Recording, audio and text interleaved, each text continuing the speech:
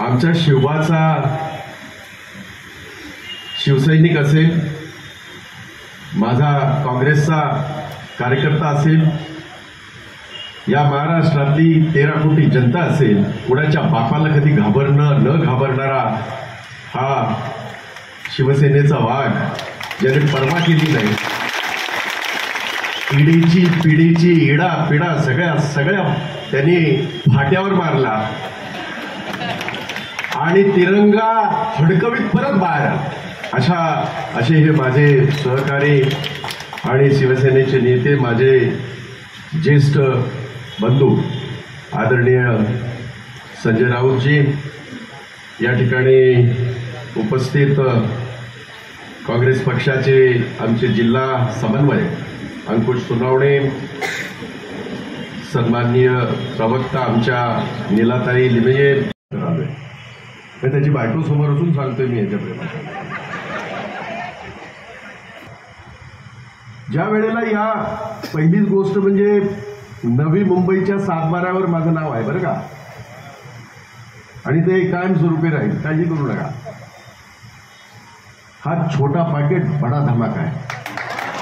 बरोबर त्याला मी फिरताना पाहिलं आणि मला फार बरं वाटतं की आज खऱ्या अर्थाने महाराष्ट्रामध्ये ही जी घुसळण सुरू आहे, राजकीय घुसळण, आणि त्या राजकीय घुसळणीतून 2019 सालीची महाविकास आघाडीचं सरकार तयार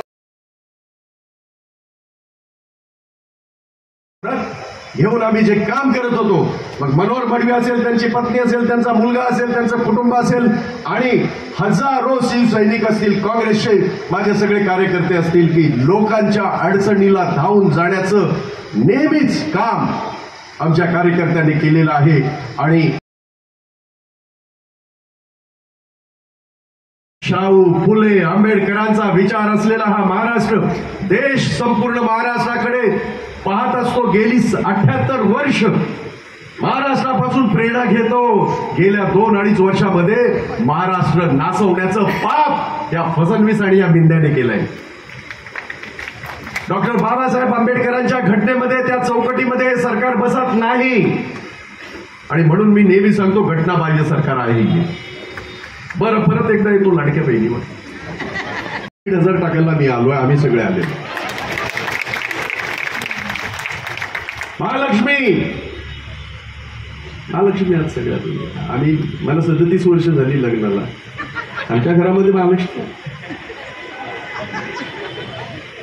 आणि नावामध्ये महा असल्यामुळे आमची फारच मोठी अडचण असते नेहमी काय, आणि यांची युनियन फार जोरदार असते. महालक्ष्मी योजना, आता तुम्हाला आठवत असेल, हे निर्लज्ज इतके आहेत, यांचा खासदार काय भाषणामध्ये दम देतो, यांचे फोटो काढून ठेवा महिलांचे, आमच्या सरकारचं नाही आलं, अरे ते येणारच नाही, बावळ्या, येणा झाला का तुला? तर 13 कोटी जनता जी आहे ती तुम्हाला गाडणार आहे. आमच्या सरकारने आलं तर आम्ही बंद करू, हे मी नाही म्हणत आहे, ते लोक बोलले. मी आपल्याला आश्वासित करू इच्छितो, आपलं सरकार येऊ द्या, तात्काळ महालक्ष्मी योजना राबवून लागू करू, आणि माझ्या भगिनीला 3000 त्यांच्या खात्यामध्ये जातील याचं आश्वासित आपल्याला करण्यासाठी आम्ही या ठिकाणी आलेलो आहोत. बाकीच्या गोष्टी आमचे नेते बोलतीलच. 5 गॅरंटीज आम्ही दिल्या, बाकीच्या सगळ्या गोष्टी आहेतच. इथले स्थानिक प्रश्न, त्याच्या बाबतीमध्ये मनोहर मडवींनी अगदी विस्तारपूर्वक काही गोष्टी सांगितलेल्या आहेत, त्या होतील, त्याबद्दल आपल्या मनामध्ये शंका येता कामा नये. परंतु त्याबरोबर मी आपल्याला नम्रपणे हे सांगण्यासाठी आलेलो आहे, आणि नुसती 3000 तुमच्या घरी पोहोचणार नाही, संपूर्ण महिला वर्गाला मोफत प्रवास. इथे स्वतःची रोजीरोटी कमवण्यासाठी देशभरातल्या काही भगिनी या ठिकाणी येतात, काही तरुण या ठिकाणी आपल्या रोजीरोटीसाठी येतात. त्या सगळ्यांना, विशेषतः महिलांना मोफत बसचा प्रवास हा सुद्धा आम्ही त्याच्यामध्ये सांगितलेला आहे. अधिकच्या ज्या 4 गॅरंटी आहेत ते स्वतः सांगतील, आणि ते त्यांच्या तोंडून ऐकायला तुम्हाला अधिक बरं होईल. हा माणूस फार असं हळूवारपणे असं दाड करून काहीतरी देतं, बऱ्याच जणांच्या कानाखाली पेटवलेलं. शाब्दिक मी प्रत्यक्ष पेटवलेलं आहे, त्याला माहिती आहे. अजूनही भाई जगतापमधला भाई आहेच, ओरिजिनल, डुप्लिकेट नाही अजिबात. हाँ बढ़लो, थाम बहुत आगे बढ़ चुके हैं. आप लोग आगे बढ़ो. अब जरूरत है आप लोगों को आगे बढ़ने की.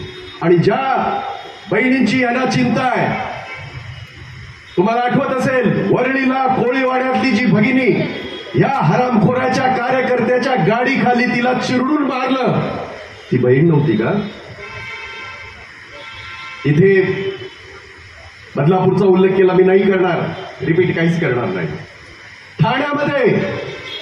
ठाण्यामध्ये ज्या मुलीवर, कॉलेजच्या मुलीवर जे बलात्कार झाला, ती बहीण नव्हती का? नाशिकमध्ये ज्या मुलीवर बलात्कार झाला, आणि ह्या हरामखोरांचे धागेदोरे असलेलेच लोक आहेत त्याच्यामध्ये. दाखवा, काय शिल्लक ठेवू नका. मोदीच्या गोदीमध्ये जरी बसलात, मी तुम्हाला दोष देत नाही, तुमचा दोष असू शकत नाही.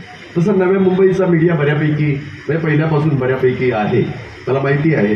सिनियर मात्र दिसत नाही आपला, परंतु कारण आज जे काय दुसऱ्या भगिनींच्या समोर घडतंय, त्यांच्या बाबतीत घडतंय, उद्या आपल्या घरामध्ये, आपल्या मुलीच्या बाबतीमध्ये घडू शकतं, याची जाण आपल्याला असली पाहिजे. ती चीड तुमच्या मनामध्ये असली पाहिजे, म्हणून सांगण्याचा प्रयत्न करतोय. हे विधानसभेच्या प्रचाराचं भाषण नाही, ही चिंता आहे. कामगार क्षेत्रातला आहे मी. आयुष्याची 37 वर्ष कामगार क्षेत्राला दिलेत. कष्टकऱ्याच्या जीवनाचा, त्याच्या रोजीरोटीचा 37 वर्ष सातत्याने ध्यास घेतलेला माणूस आहे. इथे आमचे आराध्य दैवत बसलेले आहेत अण्णा पाटील. या सगळ्या विभागामध्ये असलेला माझा माथाडी कामगार असेल, माझा कामगार असेल, त्यांच्यासाठी आयुष्य वेचलेली माणसं आहोत आम्ही, आणि म्हणून चिंता आहे. या चोरांना तुम्ही निवडून नाही दिलं. 50 खोके सब कुछ ओके असं ते सरकार आलेलं आहे. आलेलं म्हणजे त्यांनी चोरलेला आहे. आणि म्हणून तुम्हाला ती चीड मनामध्ये राहिली पाहिजे. जी चीड इथे दाखवली गेली त्याचं मी मनापासून स्वागत करतो. ही चीड कायम ठेवा, ही चीड कायम ठेवा. तुमच्या संघटनेमध्ये फार चांगल्या पद्धतीने खरं तर संघटनात्मक काम होतं. हा माझा अनुभव सुद्धा आहे, म्हणजे गेल्या इतक्या वर्षाचा पण आहे, आणि आता सरकारमध्ये असताना तुम्हाला चांगल्या प्रकारे मला माहिती आहे. आपण सेक्टर 10, 20, 30 काय नंबर असेल तिकडे काय होतं ते पाहू नका. तुम्ही ज्या घरामध्ये राहता, तुम्ही ज्या चाळीमध्ये राहता, तुम्ही ज्या बिल्डिंगमध्ये राहता, तिथल्या फक्त 10 चाळी, 10 बिल्डिंग घ्या.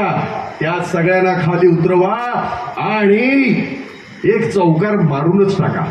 4 नंबर आहे त्यात. एक चौकार मार. बघा, संधी आहे, तुम्हा सगळ्यांना संधी आहे. 4 मारेगा की नाही? हा, बिलकुल.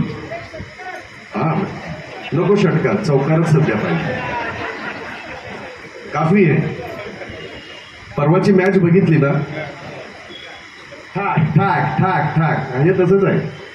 परवाची मॅच खेळणारा माणूस आहे, आणि हे षटकार मारायला बसलेलेच आहे. मी काही मारेन, उरलेले सगळे षटकार तेच मारणार आहेत. आणि म्हणून 20 तारखेला आपल्या सगळ्यांना जी मनामध्ये चीड आहे, अनेक म्हणजे तासनतास बोलता येईल ह्यांच्या सगळ्यांच्या पापांवर, ह्यांनी केलेल्या पापांवर तासनतास बोलता येईल, ते आपण 20 तारखेनंतर आपण बोलू. पण 20 तारखेला मशाल हातात घेऊन मशाल हातातच घ्यावी लागेल. आता बुडाला लावताना कशी लावणार? हाताशिवाय कशी लावणार? 20 तारखेला मशाल हातात घेऊन याच्या बुडाला लावा आणि याचं विसर्जन करा, आणि 23 तारखेला तुतारी वाजून आपला विजय साजरा करू, असं मी तुम्हाला आवाहन करतो आणि थांबतो. जय हिंद, जय महाराष्ट्र, जय भीम.